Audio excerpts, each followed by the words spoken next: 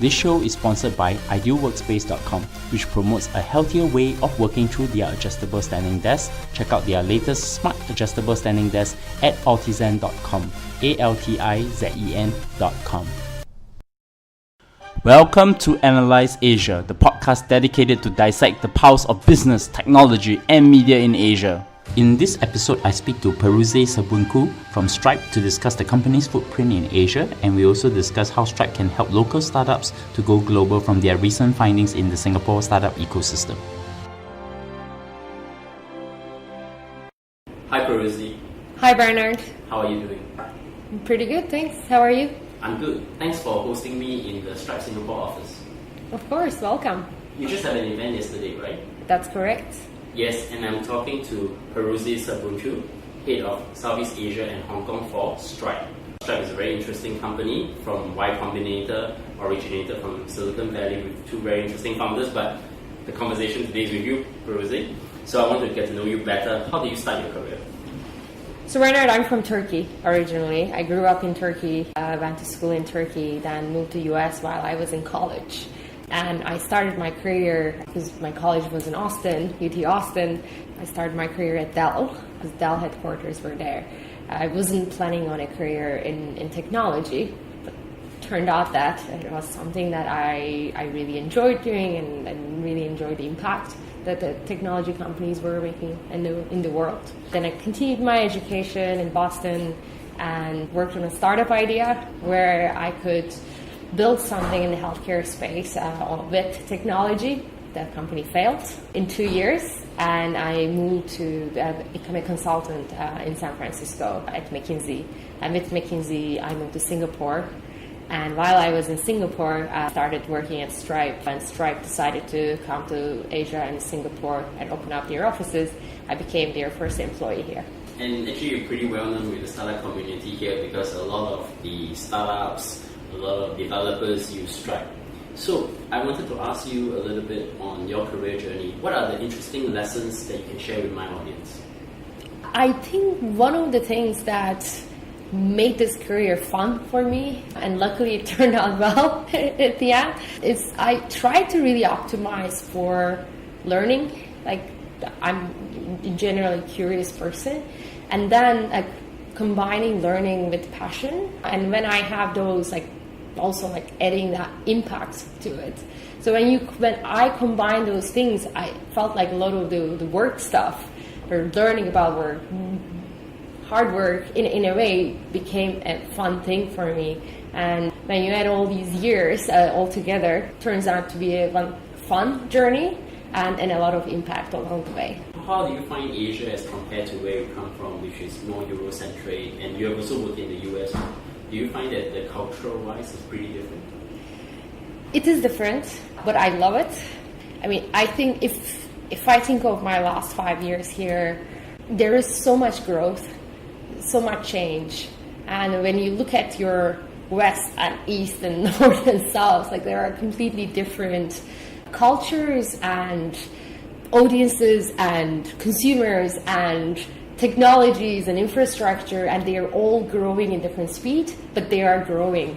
So in a way, it is a very, very exciting market. And I think being in Singapore is exposing me to, from China to India to Southeast Asia, a lot of different cultures and markets. What I find very interesting is, as the American companies come to a certain stage, they're also finding Southeast Asia very interesting, because at the end, if you look at the last 5-6 years, the region has been quite stable.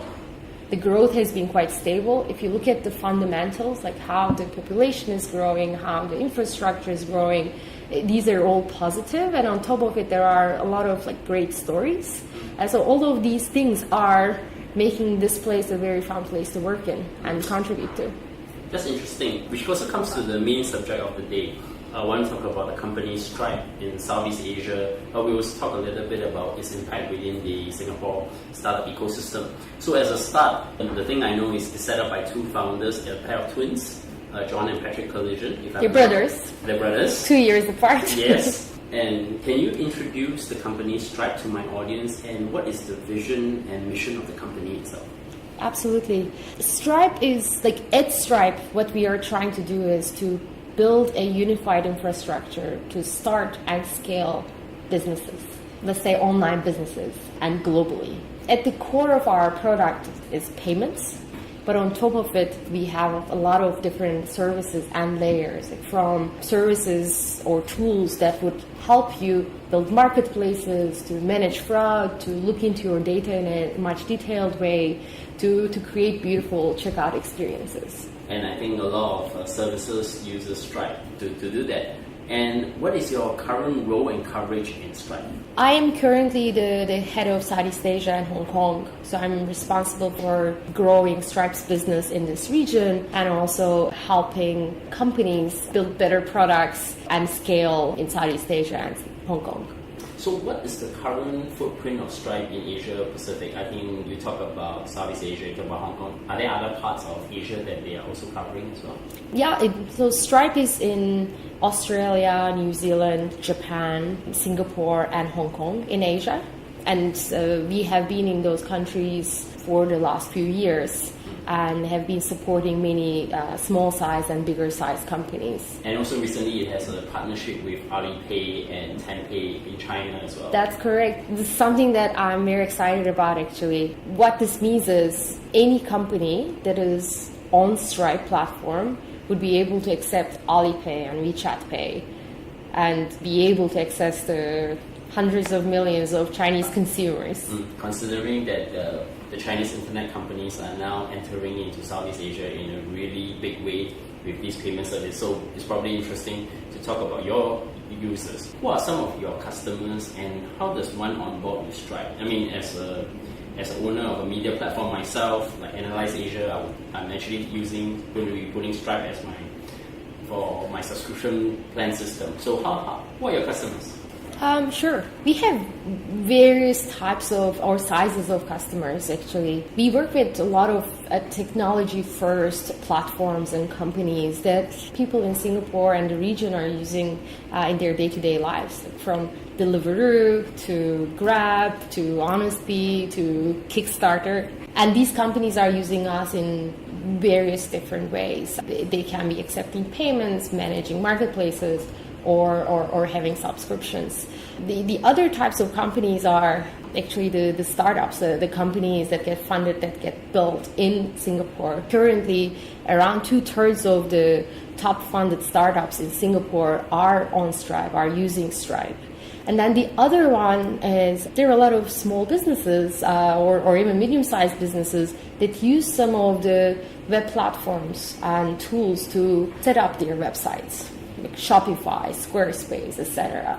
And they also use Stripe to accept payments. And for those companies, actually, starting on Stripe is very easy because there is a accept payments with Stripe button, you click on it, there is an online form, it takes about 5 to 6 minutes to fill it in, and you're ready to accept payments in 135 currencies.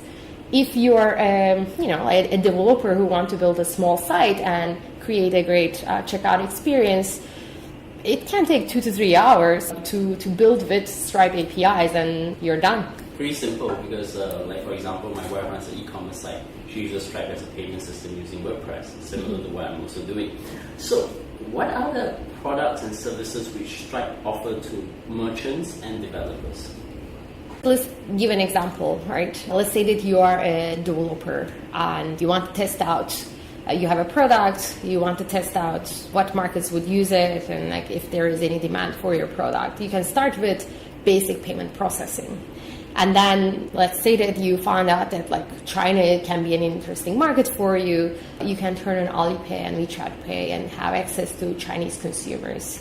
And then you find out that actually like marketplace can be a good model for your products. And you can accept payments and then pay out to your merchants or the companies that you are bringing to your platform.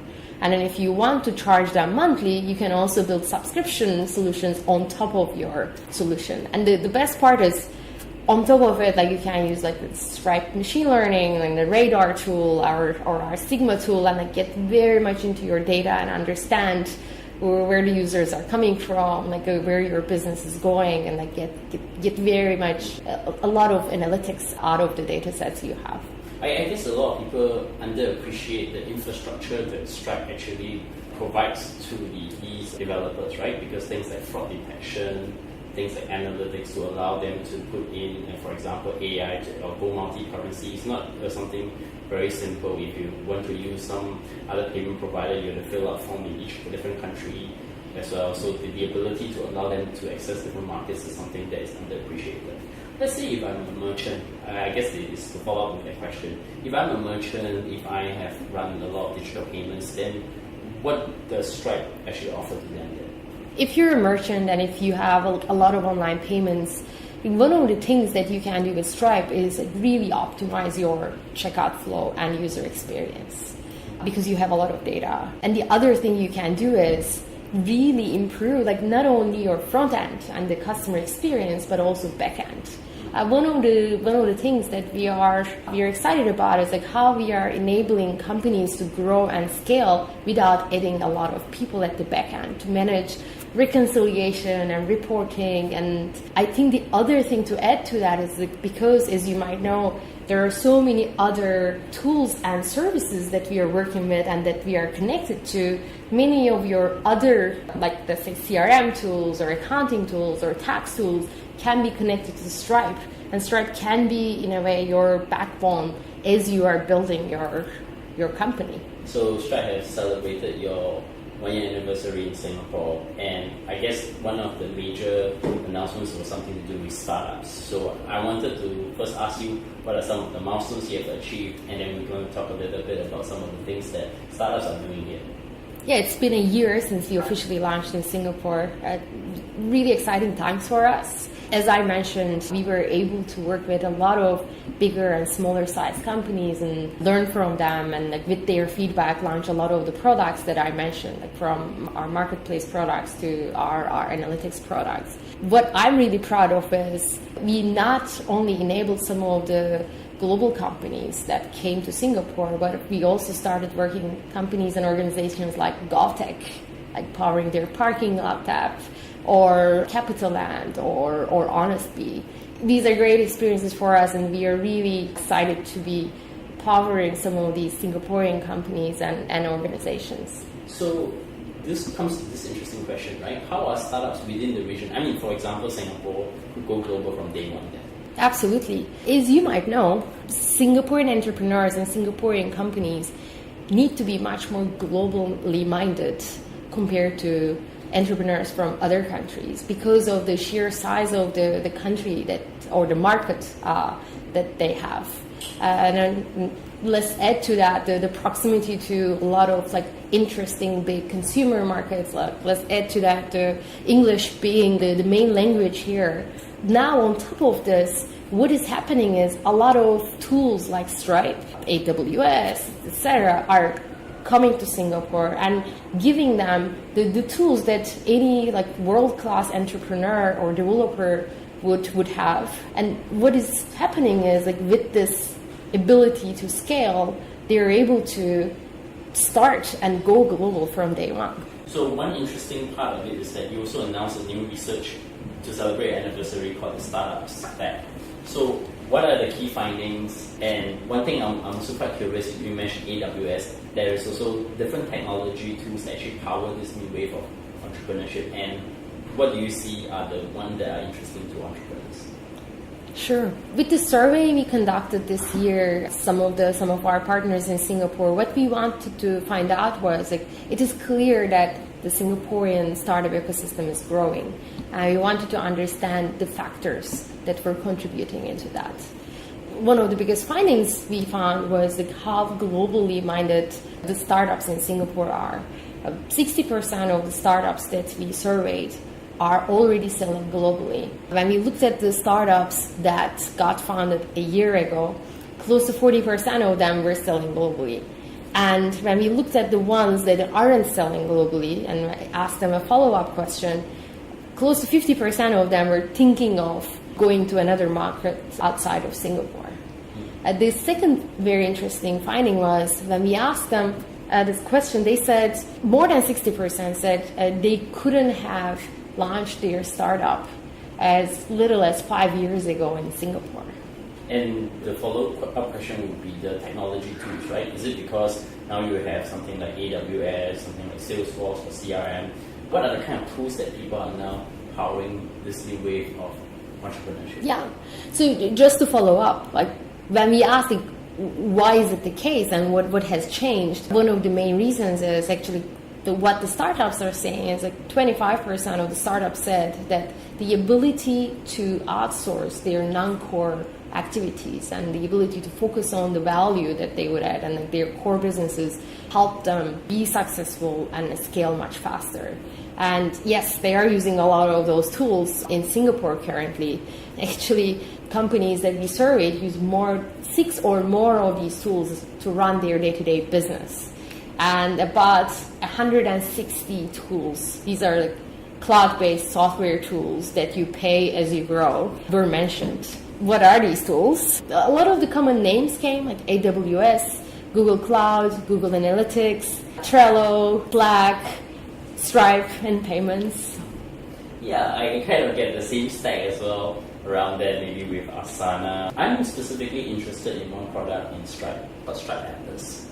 I think it's a pretty interesting product because for one, if I would have done my startup today, I would have gone on Stripe Atlas immediately. So I want you to sort of tell my audience a little bit about Stripe Atlas and can Asian startups tap on Stripe Atlas and how do they go about doing that? So Stripe Atlas is enabling any startup from around the world to set up a company, to set up a bank account, to get some lawyer and accountant services in one package without leaving their countries. And actually the form to fill out is like, I think it takes about 15-20 minutes, and that's pretty much it. And it's in the US market, right? This is for the US market. It is it's a Delaware-based C Corp. And you might ask, why do companies do this? And like, why is there a demand? Some companies want to have access to the tools that Singaporean or American entrepreneurs have, and in their countries, they don't have access to those tools. Some companies need to go to that market immediately, and having a company in that market very, very beneficial for them. But some companies came to a certain scale that they need access to funding in US. That's right. And they might have a higher chance of getting that funding if they have a C Corp in US. Specifically for Asia, do you actually need to customize some of your products from Stripe for the local markets? Or is it really universal that the payment infrastructure is just the same everywhere? We will just make sure that all the local pipes are actually connected to your payment infrastructure. There are certain things that are universal, but of course, before we come into a country, there are certain sets of localization that we have to do so that we can provide the best experience to the local entrepreneurs and consumers. As you know, we are able to get a Singaporean business online immediately. And of course, the Singaporean databases and then the banking infrastructure is different. So we need to be connected in a different way so that these Singaporean businesses can get online immediately. So yes, there is some localization, but we believe that from the developer tool perspective, any entrepreneur and developer in the world would deserve the best standards, and we want to keep our API as universal as possible. I want to take the conversation a bit out into where you actually cover, for example, Southeast Asia and Hong Kong. I think there is a lot of conversation recently in Singapore about cashless society. I guess my question is, where do you see are the key challenges in Southeast Asia and Hong Kong with relations to digital payments? Is it because people are still very used to cash, or do you see that there's moving? It's actually that an idea has already come to a point that actually these societies are going to go cashless because of the influence of China, because China is totally cashless these days? I don't know what influence will change those societies, but what I believe change people's behaviors is dominant use cases coming into their lives. If you think of what you do for transportation now and how things changed in the last 4 or 5 years in Singapore and how you get used to using companies like Grab and Uber, it's a big shift. And now you're much more comfortable with putting your credit card on a tool and not even thinking of like what you're paying and how you are paying. So I think the way to change the behavior and move to a cashless society will come from companies building interesting and relevant services for the consumers, and consumers' behavior changing eventually. And I think the challenges in different societies will be different. In Hong Kong, where the banking infrastructure is much stronger and everyone has a bank account and a credit card, it might be much easier to change the behavior compared to some of the Southeast Asian countries where there is a higher bankless population. Where do you see the role of Stripe in this cashless society world then? Amount of cashless systems being used, or the e-commerce percentage of the society. So I believe around 5% of retail is right now online. There is so much more room to grow, and we think that by giving the entrepreneurs and developers more tools and making it easier to buy and sell online, we are going to contribute in some way to cashless society. Yeah, and I think this is probably will be a continuing story for Stripe moving forward in a region that is now really trying to move towards digital payments and cashless in a big way. Many thanks for coming on the show, and of course we come to the closing. I have decided these days to ask my guests, can you recommend something that you have read, seen or heard recently that's interesting in your line of work that's relevant to my audience? I listen to your podcast, and some of my friends are listening to them, and one of my favorite new podcasts is Rough Translations. I don't know if you've heard of it. Came out of NPR. And what it does is it looks at some of the concepts that are commonly talked about. It can be racism, or it can be like many other things that are top of mind in popular culture. And it looks at different stories around the world and gives some examples. Like the latest one was fake news in Ukraine. Really fun and great weekend listening. I highly recommend it. And I will just drop in a recommendation for a podcast that I've recently started listening in. Actually, it's by Ezra Klein, Sarah Cliff, and Meg Lacis from Vox, called Beats. And what I actually like about that podcast is that it talks about public policy with social economic theories, and actually think about how people make decisions and how people formulate certain policies. So now my last question, and always everybody wants to know, how can my audience find you? You can find me on LinkedIn, Piruze Sabuncu, or I am Piruzes on Twitter. And I definitely put that in the show notes. You can find me at bernardleon.com, and yes, my Twitter handle is now Bernard Leon. After holding that handle for the longest time, I decided to change it. You can find us on iTunes, Stitcher, SoundCloud, Acast, and Google Play in the US market. You can tweet to me on your feedback, recommend us with a star on Overcast, and of course, send me your valuable feedback. So once again, Piruze, thank you for coming on the show. Thank you, Bernard.